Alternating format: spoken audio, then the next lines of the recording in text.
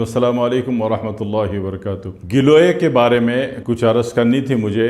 पाकिस्तान में गिलू कहते हैं, सीधा सीधा गिलू, लेकिन पूरे इंडिया में, नेपाल में, श्रीलंका में, सिक्किम में, भूटान में, बांग्लादेश में इसको गिलोय कहते हैं। पाकिस्तान में गिलू कहते हैं। पान की तरह के पत्ते होते हैं और इसकी एक बेल किसी नर्सरी से ला के 50 रुपए में, मैक्सिमम 50 रुपीज़ ला के अपने घर में रख लीजिए। क्यारी में इसको फिट कर दीजिए, इंस्टॉल कर दीजिए क्यारी के अंदर खोद के, तो ये पूरे घर को कवर कर लेता है। अल्लाह ताला कोई चीज़ अगर कसरत में दे रहा है तो उसका मतलब है कि उसकी दुनिया को ज़रूरत भी ज़्यादा है। ज़रूरत ज़्यादा है तो अल्लाह उसमें कसरत दे रहा है। शऊर और अकल नाम की चीज़ है तो फिर बंदा उससे फ़ायदा उठा ले। अब देखें कि कोई भी चीज़ दुनिया में कसरत में है तो उसको फिर रिसर्च कर लें, उसकी तहकीक कर लें। अभी आपके पास AI है, आर्टिफिशियल इंटेलिजेंस। आपने किसी भी चीज़ की पिक्चर भी दे देते हैं तो वो उसका नाम आपके मुकामी ज़बान में, उसका नाम अंग्रेज़ी में नाम, और फिर जनाब उसके सारे बेनिफिट्स आपको दे देता है। अब आपको पूछना नहीं पड़ता कि ये मेरे पास ये जड़ी बूटी है तो भाई ये क्या है और क्या करती है। नथिंग।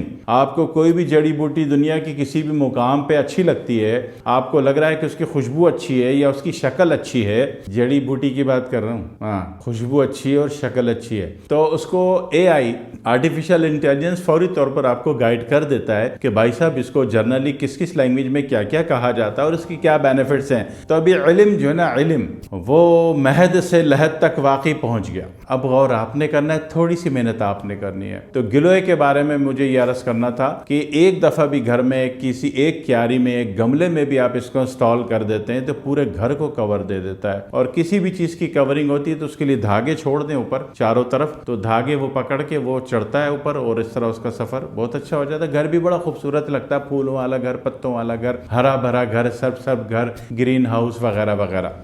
ये तो हो गई इसकी बेसिक। अब इसके फ़ायदे अल्लाह ताला ने बहुत सारे दिए हैं। ठीक है, फ़ायदे में समझ लीजिए कि गिलोय के पत्ते, अक्सर लोग कोशिश करते हैं कि इसके पत्तों को सुखा लिया जाए, पाउडर बना लिया जाए। इसमें इसके असरात बिल्कुल ख़त्म हो जाते हैं। साए में सुखाएंगे तो इन्फेक्शन वैल्यू पे चला जाएगा, और धूप में जो सूखा हुआ होता है वो इतना कारामद नहीं होता, इसलिए कि धूप गुद्दी असाबी है और ये असाबी गुद्दी है, ये एंटी धूप है और धूप इसकी उलट है, लिहाजा इसको धूप में सुखाने से बेकार हो जाता है, साए में सूख के ख़राब हो जाता है। इसका ये तरीका पाउडर बनाने वाला ठीक नहीं है। इसका तरीका ये है कि जब भी आपको इसकी ज़रूरत है, ज़रूरत भी मैं बता देता हूँ इसकी ज़रूरत पड़ती कहाँ है आपको। ये बहुत बड़ा एक दोस्त मुआलिज है, एक फ्रेंड डॉक्टर है। कैसे यूज़ का तरीका पहले समझ लीजिए कि इसका सुबह खाली पेट, शाम को 4 बजे, रात को नहीं, चांद की मौजूदगी में, क्योंकि ये असाबी मिजाज रखता है लिहाजा ये सूरज की मौजूदगी में लिया जाएगा, चांद की मौजूदगी में नहीं लिया जाएगा। ख़ासतौन पूर्णमासी में चांद की 14, 15, 16 को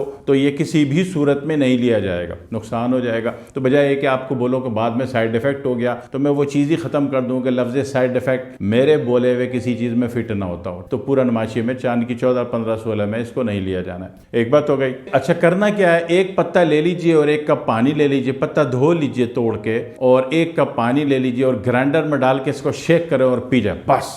अब ये हो गया एटम पम्प, तिरयाक हो गया, ये इलाज हो गया। जाएगा किधर? आप ये पहले ये जवाब, अगर मैं बोलता हूँ कि जाएगा किधर तो आपका ये सवाल बनता है कि कहाँ नहीं जाएगा। जी, ये कहाँ नहीं जाएगा। दुनिया में किसी भी किस्म का बुखार है, बुखार 2 रास्ते से आते हैं। एक असाबी बुखार होता है जिसको आप टाइफाइड कह लीजिए, मलेरिया कह लीजिए, चिकनगुनिया कह लीजिए, कोई भी वायरल बुखार, आप कोरोना कह लीजिए, ठीक है ना, जितना भी असाबी या वायरल बुखार है उसमें भी जाता है। अजीब बात यह है कि अगर जिगर का बुखार है, जिगर का बुखार कहां से आता है? आपका बिलिरुबिन एक्सिस होता है, जिगर में गर्मी होती है। अभी बिलिरुबिन एक्सिस हुआ नहीं हुआ, लेकिन गर्मी अगर बढ़ेगी तो वो पानी को पीला कर देगी। जब वो पीला हो जाएगा, बिलिरुबिन एक्सिस आ जाएगा तो वो बुखार कहलाएगा। और नहीं भी आ रहा भी होने के प्रोसीजर में तो भी हल्का सा बुखार आ जाता है। बुखार अब आसाब वाला हो या जनाब वाली ये आपका जिगर वाला हो, जो अमूमी बुखार होता है। कमाल ये है कि उजलाती बुखार क्यों ना हो। उजलाती बुखार कब होता है? जब बंदा देख के कुछ डर गया, खौफ से बुखार हो गया, दहशत से बुखार हो गया। कब्रिस्तान में गए, बाबा जी ने कहा पीछे पलट के नहीं देखना,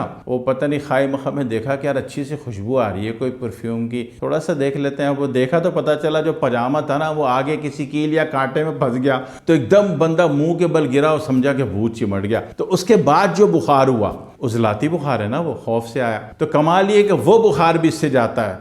अगर ये 2 जुमले समझ में आ गए तो कमाल हो गया, अगर आपने ये बात समझ ली कि मैंने क्या बोला है। ठीक है, उजलाती बुखार। दूसरी बात यह है कि किसी घर में अचानक 40 दिन से घर बंद था और आप अचानक उसमें चले गए, तो ऑफकोर्स वहाँ पे कार्बन मोनोऑक्साइड थी, तो उसमें बंदे को कुछ ऐसे एंगल्स खुल जाते हैं जो कि नहीं खुले होने चाहिए, और नतीजे में क्या होता है कि उसको मारे खौफ घबराहट के बुखार हो जाता है। तो इन सारे केसेस में काम आता है। दूसरी बात है कि शुगर का आप कोई भी इलाज कर रहे हैं, शुगर कंट्रोल हो कि नहीं दे रही, तो इसको भी आप एज अ फ्रेंड मुआलिज, दोस्त डॉक्टर के हैसियत से इसका भी एक दफा पत्ता पीना शुरू कर दें। वो जो ऊपर जाने का नाम ले रही है, नीचे आने का नाम नहीं ले रही, वो इंसान की बच्ची बन जाएगी। इसी तरह बीपी के मामलात हैं, ऊपर जाते जा रहे हैं, रोज बढ़े जा रहे हैं, दवाएं बढ़ाए जा रहे हैं, वो भी बढ़ा जा रहा है, कंट्रोल नहीं हो रहा, तो उसमें भी ये मामलात में काम करेगा। इवन के कैंसर, आप कोई सा भी इलाज करा रहे हो, अब वो एक जनरल कैंसर हो, वो ब्लड कैंसर हो, गौर कीजिएगा, ठीक है, या ब्रेस्ट कैंसर हो, या यूट्रस कैंसर हो, या यूट्रस के अंदर जो फाइब्राइड है उसका CA 1 to 5 कराया तो वो भी कैंसर में आ रहा है। कमाल ये है कि कैंसर के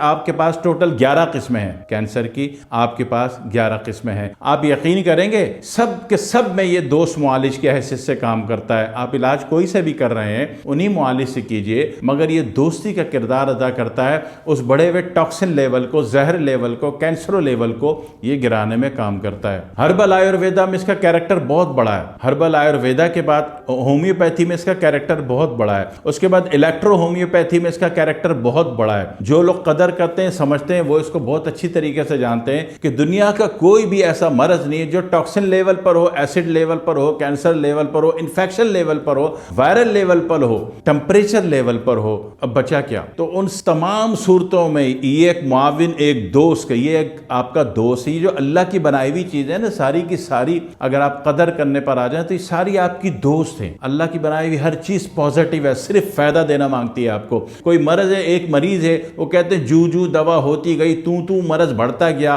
तो इस जुमले को आग लगा सकते हो आप अगर आप इसका पानी पिलाना शुरू कर दो। वीडियो गौर से देख लिया करें, ठीक है, सुबह शाम निहार मुंह, और शाम 4 बजे, शाम रात ना हो जाए, मगरिब ना हो जाए, तो 2 टाइम इसका एक एक पत्ता आपने एक गिलास एक कप पानी के साथ ग्राइंड किया और पी गए। बस शुरू में कड़वा लगता है कुछ लोगों, कुछ बहुत ही नाजुक हसास मिजाज होते हैं, मीडियम डब्बे का दूध, तो उनको शुरू में अच्छा नहीं लगता, लेकिन कुछ दिनों के बाद ये रिजनेबल सा लग जाता है। और इसके फायदे बहुत सारे हैं। आंतों के मामलात में फायदे, आंखों के मामलात में फायदे, दिमाग की खुश्की में फायदे, यानी कि सर से पांव तक कोई एक यूनिट नहीं। नाखून के मामलात में, स्किन के मामलात में, अच्छा सिर्फ स्किन के मामलात का मैं थोड़ा सा अलग बोल दूं कि सारे मामलात में तो मैंने कहा कि एक एक पत्ता सुबह शाम इसका पी लो, लेकिन स्किन के मामलात में जब इसका एक पत्ता 1 कप पानी में आप ग्राइंड करेंगे, ये लोशन में, तो ये पूरे जिस्म पे मल लें आप। स्किन के मामलात कुछ भी हो, मैं किसी बहस में डाल ही नहीं रहा आपको, स्किन के मामलात कुछ भी हो, वो खुश्की के हो, वो तरी के हो, वो इन्फेक्शन के हो, ठीक है, तीनों यूनिट है ना स्किन के, तो 3 में से कोई भी यूनिट का हो, इसका जो आपने लोशन बनाया, वो ग्राइंड किया, वो लगा ले पूरे जिस्म पे। घर में कोई ना हो, वरना लोग कहेंगे भूत बैठा हुआ है, पूरे जिस्म पे मल ले, 1 घंटे बाद नहा ले आम पानी से, चंद दिन कर लीजिए, चंद दिन।